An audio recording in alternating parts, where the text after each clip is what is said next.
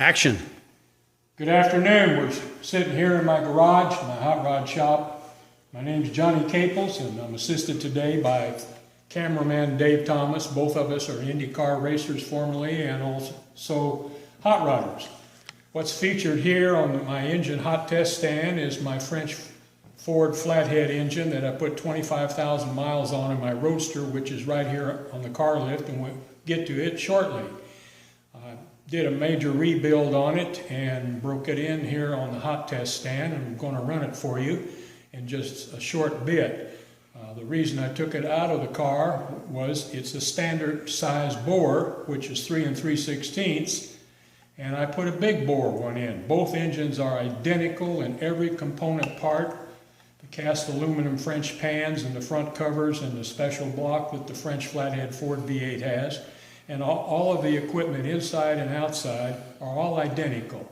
All the tolerances are identical. It's just that the small bore one here that I've overhauled is 263 cubic inches with its standard bore, and the one I just put in the car and have 2,000 miles on is 3 5/16 plus 30 thousandths over bore for 291 cubic inches. So I wanted to run this one for you today, and Dave is assisting me. We're going to talk just a little bit about the engine on both sides of it and the component parts.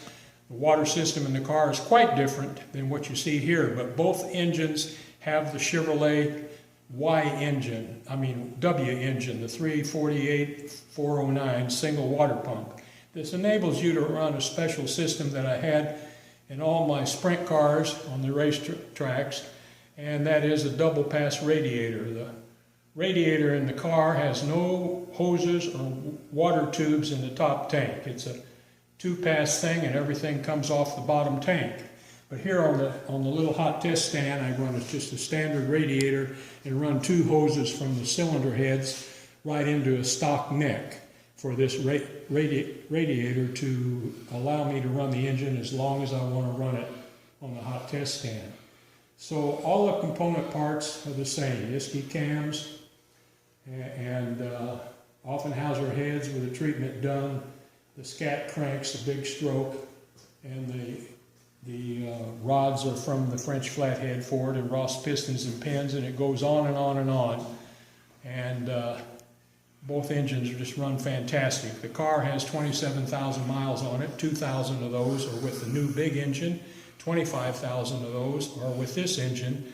And this engine, like I said earlier, did a major on it, and I have it here on the stand and have run the camshaft in and the lifters in, and I'm going to start it with you. Dave and I are going to just walk around here from the right bank of the engine a little bit on the test stand.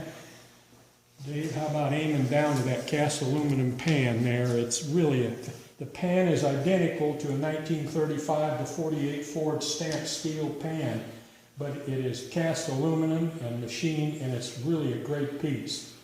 And for me to get this French flathead engine, I bought a complete one that just came off the dyno in France in 1992. They're truck engines, two-wheel drive French Simca truck engines for the trucks, Army trucks, and the four-wheel drive. And that pan is off the two-wheel drive version of the flathead. Naturally, it uses every gasket, every component, every nut, every bolt is all American thread, with the exception of the little nuts you see holding the exhaust pipe headers on the dyno. That particular thread that you can see with your naked eye is a 10 millimeter. So that's the only millimeter thing in the whole thing. The block is built just like a 35-48 Ford 59AB block, has the cast bell housing on it. And it's just really a great piece.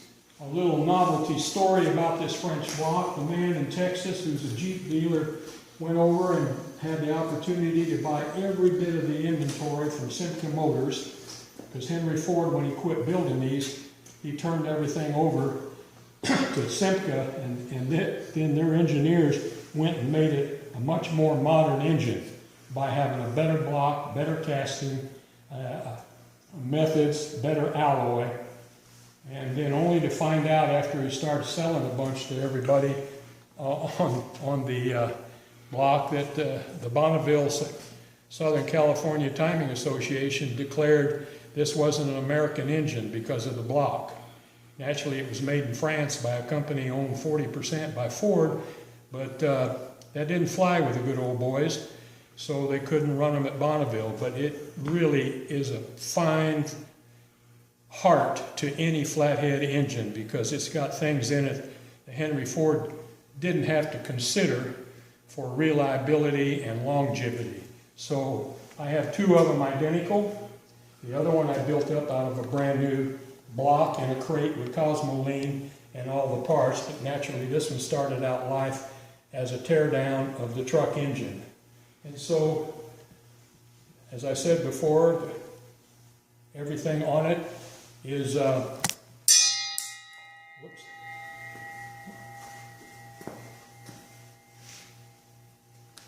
Are we all right? Yeah, well. Okay. As you see on my hot test stand, I have enough gauges here to measure the idle vacuum and measure the vacuum at 2,000 RPM, plus oil pressure, water temperature, and tachometer to know where I'm at. I idle these engines at 800 RPM, and I'm running that Edelbrock Super with two Charlie Price Vero Beach, Florida Holly carburetors, all reworked inside. Fine job that he does. The distributors are made up out of a Chevrolet, big block, little block, Delco distributor, machined down and geared to fit this engine. And then it carries a stock Chevrolet cap and rotor, and we remodified extensively the centrifugal advance so it has a starting crank up initial advance and centrifugal advance curve that's very suitable to the flathead. So I think that just about covers what we got here, Dave. If you want to take a little look up to my Deuce Roadster that I want to sell because I'm going to move out of the big house here and get a tiny little one. I'm getting almost 80 years old. Don't need to go up any more stairs and down them if I can help it. But that's my Deuce Roadster, Brookville body. The upholster on that car is a two-time Riddler Award winner and also Street Rod of the Year upholster. So I'm pretty proud of that car. Built the frame with stampings. As you can see, my placards over here are the one on the left. Dave, can you focus on that one? It just says for info and a specs bill sheets, call Johnny at this area code here, 317-345-3708. And I'll email you or mail you a 3.5-page build and spec sheet on that car. Has every part in it with the tolerances that it was put together. It's a 5-speed car, limited slip, quick change rear end, with all the right components. The body's painted on the inside with the same quality paint job you see on the outside. I wanted it that way, and that's what I got. And so the car has my special water system and a big K&N filter that fits down over the two carburetors. And I'm real proud of that water system because one day I took Ed Eskandarian to lunch down from his factory. He came back and he said, "Show me your water system." So raised the hood and I explained it to him. He went in and got every employee out of his cam grinding factory and came out and we talked about it in the parking lot. It's quite unique. I never use the fan. If I'm driving on the street or the highway or anything like that, that's where I get my air. It's just a wonderful thing. So I've got two excellent engines here, and one of them's in the car, and I got what I think is a mighty fine automobile. It comes with all of the build pictures, every part on it as I built it. I've got pictures of every step and spec, and as I say, if you want to know more about the car, just for being inquisitive, I can send you the bill spec sheet, which is 3.5 pages long, and it covers every aspect of the car, every part, every aspect, every measurement. And of course the engine, it goes into detail on the build of the engine, and the build of that engine in the car at 291 cubic inches is the same as the build engine on this engine, which is 263 cubic inches because of its standard size bore. So that's kind of where I'm at. I think we're getting close, Dave, here. We'll just crank this little engine up for everybody, and we'll run it a little while and go from there. What do you think? Sounds good. Okay. Fuel on.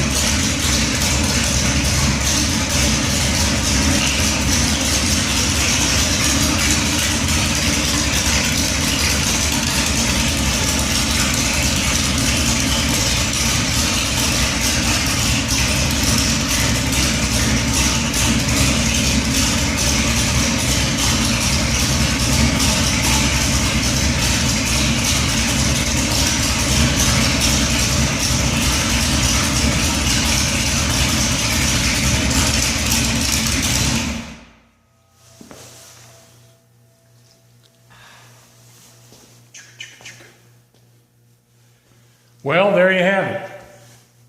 Sounds like a rocket ship. It runs like a rocket ship in my car up above, and the one up there runs a little stronger just because it has more cubic inches. I'm really proud of these engines. I wish every hot rodder had a French block to start with, because he's got a long life engine ahead of him if he has that block. It's really, really magnificent to build a flathead with that block. But that's not the case, and so therefore I wanted to build that 32 Roadster. I didn't want to put a Chevrolet and a Ford Roadster. I just felt that the very first engine at age 15, when I started driving race cars, the very first engine that my boss taught me how to build was the flathead Ford.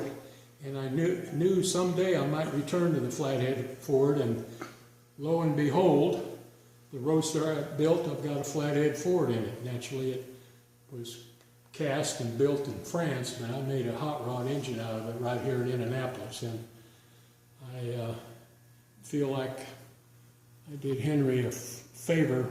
I go chugging down the road at 80 miles an hour, cruising with a Lexus and the BMWs and everything with my 5-speed gearbox, and I'm just idling. I feel real good about the Ford flathead being under there. I don't run side panels on the engine compartment for the simple reason I like that flathead. I like to look at it, and I like other people to look at it. You'll see the exhaust system is quite extensive. It's 049 wall thickness stainless steel tubing, 1 3/4 diameter. And the primary pipes are 31 inches long on each side going into a collector. And then into a muffler with a carbon Kevlar heat shield. You can open the car door in shorts, lay your calves on top of that thing, and slide right out of the seat. Never burn yourself or anything else. That's part of the race car in me. I believed that I wanted to tune that engine in this way. The engine sounds like a big bad Chevrolet when you go roaring around the city or on the highway. It doesn't sound like a flathead at all, just because of the exhaust system. I think that's a plus, and I'm sorry I really didn't want to sell it, but life changes when you knock on those years and have a tough time getting around a little bit, and I thought, well, if I could find a good home for it, that'd make me happy. So I've got these placards right here, and you can see my Brookville Roadster right here on the internet, www.hmn.com/1773121, and click enter, and you'll open up to my big picture page there. And I've got, I think, a 19 picture slideshow, and it shows every part of the car, which you'll see the workmanship on it from inside the trunk and everywhere else. So I'm glad I had the opportunity to run one of my engines for you. The engine naturally is also for sale, and I've got a radiator in my car. By the way, I'm telling you how it cools so well. It's 56 square inches smaller than the frontal area of a 32 Ford radiator, because I don't mount the radiator like Henry Ford mounted it in his old car. It's mounted like I mount all the radiators in sprint cars or midgets or anything else. You can pull the whole assembly off the front of the car with just 4 bolts and 2 hoses, which are in the bottom tank, no hoses in the top tank. Or you can take the grill shell off and go drive the car anywhere you want. And you can read about it. You can read about it on my spec sheet. I'd be glad to send it to you. I think, Dave, that just about wraps up what I had to talk about, or anything else about my hot test stand and this engine I overhauled that spent 25,000 miles in the chassis, and then the car and the new engine that's in it. You got any comments at all? I think we're good, John. Thanks. I think we're good? Yeah. Thank you. Dave Thomas, he's noted for rebuilding the city of Burbank streamliner that set all the records in 1952 at Bonneville. It's a beautiful car. He takes it all over and shows it everywhere, and he's former chief mechanic on an Indy car also. And we're just kind of in hot rods, all of us around here together, even though we have snow and ice instead of Southern California weather, but that's the way it goes. We get the job done, and I want to thank you for listening to my engine and listening to my descriptions of the engines. I hope you enjoyed it. All right, John, thanks.